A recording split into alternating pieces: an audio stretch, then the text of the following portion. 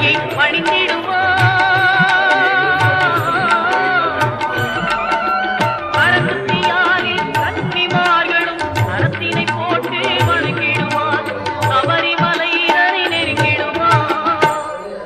18 படி மீது ஏறிடுவார். கதி என்று அவனை சரணடைவார். அறிமுகம் கண்டே மயங்கிடுவார்.